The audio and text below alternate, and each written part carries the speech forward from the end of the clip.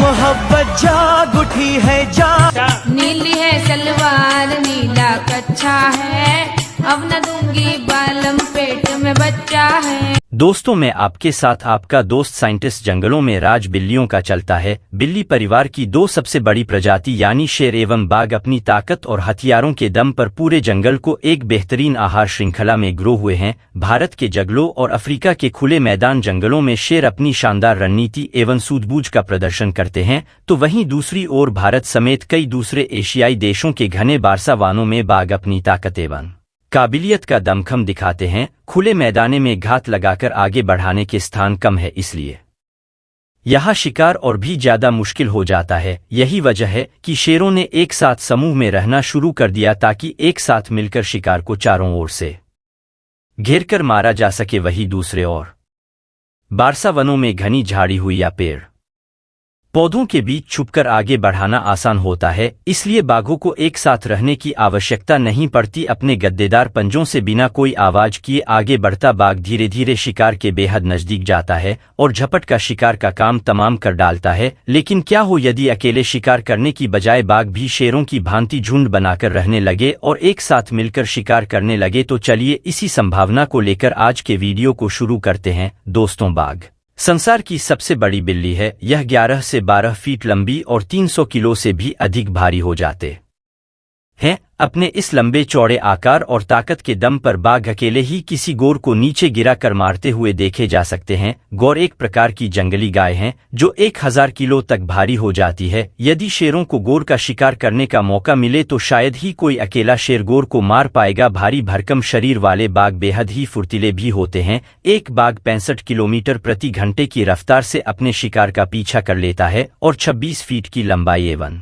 16 feet की ऊंचाई तक छलांग भी मार सकता है। इतनी सारी खूबियां की वजह से बाघ अकेले ही अपने दम पर जीवन जी लेते हैं। यह अकेले ही शिकार का पीछा करते हैं और अपने शक्तिशाली जबड़े की 1050 psi की ताकत से शिकार के गर्दन की हड्डी तक तोड़ देते हैं। बाकी 3 से भी अधिक लंबे केनाइन शिकार की गर्दन में घुसाकर शिकार की सांस की नाली को काट डालने के लिए काफी होते हैं। किसी हिरन जैसे जानवर को तो बाघ अपनी एक ही वाइट से उसकी खोपड़ी तोड़कर मार देता है। वैसे बाघ ज्यादातर मौके पर रात में शिकार करना पसंद करते हैं। ये घुप अंधेरी रातों में भी आसानी से शिकार को देख लेते हैं। बाकी आंखों के रेटिना के पीछे टेप्टन लूसिडम नामक कोशिकाओं की परत होती है। ये कोशिकाएं किसी रिफ्लेक्टर शीशे की भांति रोशनी को दोबारा से रेटिना में भेज देती हैं, जिस कारण बाघ रात में भी साफ साफ देख पाते हैं। यदि इंसानों से तुलना की जाए तो बाघों की अंधेरे में नजर हमसे 6 गुना अधिक तेज होती है। पूरी दुनिया में बाघों की 6 प्रजातियां पाई जाती हैं: भारतीय रॉयल बंगाल टाइगर, इंडो चीन tiger, Sumatran tiger, Siberian tiger, मुलायम टाइगर और साउथ चीन टाइगर। हालांकि मानव द्वारा जंगलों के अत्यधिक शोषण के कारण आज इनमें से बाघों की कुछ प्रजातियां विलुप्ति के कगार पर खड़ी हैं। बाघों के सभी प्रजातियां अपने अपने इलाके में रहने के अनुसार ढल चुकी है। उदाहरण के लिए साइबेरियन टाइगर पंजों में अन्य भागों की तुलना में अधिक मोटी फर होती है ताकि आसानी से ठंडी बर्फ पर चल सके। शरीर में चर्बी की मात्रा भी बहुत ज्यादा होती है। ये चर्बी इस बाघ के शरीर को गर्म रखती है, जिस कारण यह बाघ -40 डिग्री सेल्सियस के तापमान में भी अपना जीवन सुखमय से जी लेता है। वहीं दूसरी ओर सुमात्रा में पाए जाने वाले बाघ शरीर की धारियां कहीं अधिक गहरे काले रंग की होती है, बाघों से हल्का होता है। अपने संग रूप के कारण ही सुमात्रन बाघ सुमात्रा की बेहद घनी झाड़ियां वाले जंगलों में भी आसानी से ये बाघ का आकार और वजन के मामले में भी अन्य निवास कर लेता है। हालांकि बाघों के सभी क्षेत्र प्रजातियों में एक बात समान होती है, वह यह कि यह सभी बाघ पानी के आसपास रहना ही पसंद करते हैं। बाघ पानी के पास केवल इसलिए नहीं रहते कि इससे इन्हें गर्मी से राहत मिलती है, बल्कि पानी के निकट घास आदि भी अधिक उगती है, जिसे खाने के लिए शाकाहारी जानवर भी पानी के आसपास ही बने रहते हैं। साथ ही अनेकों जानवर पानी के निकट अपनी प्यास बुझाने भी आते हैं, यानी किसी बात के लिए पानी के निकट बने रहने से भोजन मिलने की संभावना बढ़ जाती है। लेकिन पानी में सबसे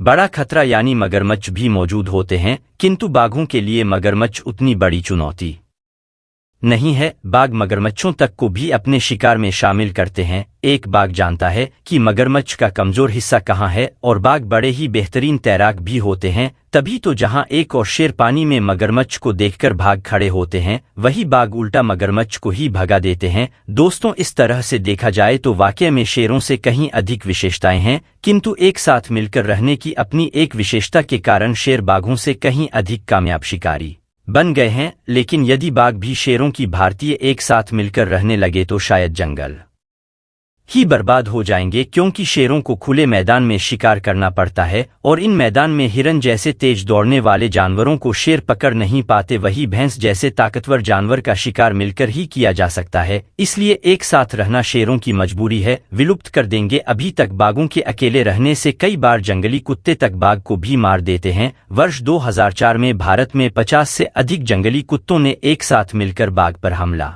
बोला और बाघ को मार डाला। लेकिन बाघ की ताकत को देखिए, मरने से पहले उसे बाघ ने 18 जंगली कुत्तों को परलोक पहुंचा दिया था। एक अकेला बाघ ही यदि इतनी बड़ी संख्या में कुत्तों को मार सकता है तो साथ मिलकर रहने वाले बाघों का झुंड तो जंगल में दूसरे शिकारी को ही खत्म कर देगा। बाघों के किंतु घने जंगलों में रहने वाला बाघ छुपकर शिकार के नजदीक जाता है और ना ही घने जंगलों में हिरन आदि अपनी पूरी रफ्तार से दौड़ पाते हैं। इसलिए बाघों के शिकार में छोटे बड़े से लेकर सभी प्रकार के जीव शामिल हैं। ऐसे में साथ मिलकर रहने पर बहुत बड़ी संख्या में शिकार करेंगे और जंगलों की आहार श्रृंखला को तबाह कर देंगे। बाघ एक साथ मिलकर फिर भालू जैसे दूसरे शिकारी का भी कम तमाम कर डालेंगे और जंगली कुत्तों या भेड़ियों आदि को भी जंगलों से साथ रहने से गोर, नीलगाय और हिरन जैसे शिकार होने वाले जानवरों पर तो मानो आफत का पहाड़ ही टूट पड़ेगा। क्योंकि एक अकेला बाघ जब शिकार करता है तो 20 प्रयासों में से केवल एक बार ही वो सफल हो पाता है, किंतु समूह में रहने के बाद बाघों की सफलता दर बढ़ जाएगी। फिर बाघ तेजी से शिकार करेंगे और अपने संख्या बढ़ाएंगे और दूसरे जानवरों को जंगलों से नष्ट करना शुरू कर देंगे। आज बाघ इस प्रकार के इलाकों में रहते हैं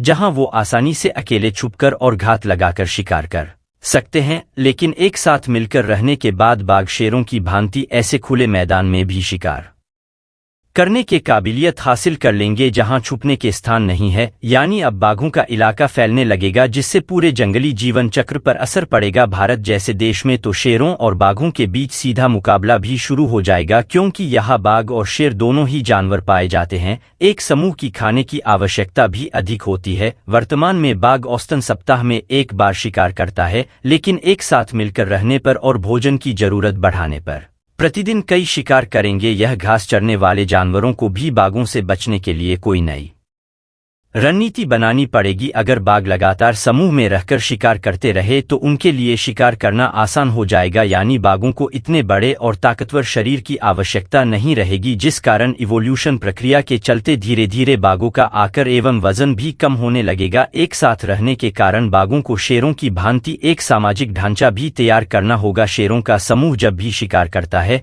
तो सबसे पहले समूह का मुखिया शिकार को खाता है और उसके बाद ही अन्य शेरों की खाने की बारी आती है। बाघों को भी फिर इसी प्रकार की व्यवस्था में रहना होगा। शेरों की ही भांति फिर बाघ भी एक साथ समूह में मिलकर अपने इलाके की रक्षा करेंगे और एक साथ मिलकर ही लड़ाई करेंगे। झुंड में रहने की वजह से मादा बाघों को काफी सुविधा हो जाएगी, क्योंकि अभी तक मादा बाघ को अकेले ही शिकार करने और बच्चों को पालने की जिम्मेदारी निभानी पड़ती है, जिस कारण मादा बाघ अपने बच्चों की बेहतरीन देखभाल नहीं कर पाती। अच्छी देखभाल न होने के कारण बाघों के 100 में से 80 शावक जन्म लेने के 1 साल के भीतर ही मर जाते हैं। लेकिन झुंड में रहने से बच्चे अधिक सुरक्षित होंगे और बेहतर देखभाल पाएंगे, जिस वजह से भी बाघों की संख्या तेजी से बढ़ना शुरू हो जाएगी। वैसे दोस्तों, बाघों को अपनी संख्या बढ़ाने के लिए और ना ही शिकार करने के लिए एक साथ रहने की जरूरत है। बाघ अकेले ही अपना जीवन जीकर खुश है। 19वीं शताब्दी शुरुआत तक अकेले भारत में अधिक बाघ थे, लेकिन आज भारत में बाघों की संख्या 3000 से भी कम है, जिसका कारण मानव द्वारा बाघों का शिकार करना एवं जंगलों को नष्ट करना है।